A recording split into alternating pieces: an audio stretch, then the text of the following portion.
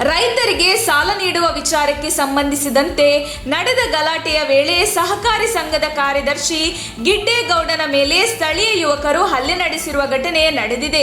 Turuvekere police ಠಾಣಾ ವ್ಯಾಪ್ತಿಗೆ ಬರುವ ಮುನಿಯೂರು ಗ್ರಾಮದಲ್ಲಿ ಈ ಘಟನೆ ನಡೆದಿದ್ದು, ಇಂತಹದೊಂದು ಘಟನೆ ನಡೆದಿದ್ದರೂ ಪೊಲೀಸರು ಮೌನವಾಗಿದ್ದಾರೆ ಎನ್ನುವ ಆರೋಪಗಳು ಕೂಡ ಇದೀಗ ಕೇಳಿಬಂದಿದೆ. ಈ ಪ್ರದೇಶದಲ್ಲಿ ಕೆಲವರು ಆಗಾಗ ಮಾರಕಾಸ್ತ್ರಗಳಿಂದ ಬೆದರಿಸಿ ಸಾರ್ವಜನಿಕರಿಗೆ ತೊಂದರೆ ನೀಡುತ್ತಿದ್ದಾರೆ ಎನ್ನುವ ಆತಂಕದ ಮಾತು ಕೂಡ ಕೇಳಿಬಂದಿದೆ.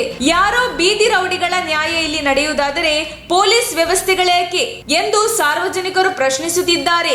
ಈ ಘಟನೆ ಸಂಬಂಧ ತಕ್ಷಣವೇ ಪೊಲೀಸರು ಕಠಿಣ ಕ್ರಮ ಕೈಗೊಳ್ಳಬೇಕು ಎಂದು ಆಗ್ರಹಿಸಲಾಗಿದೆ.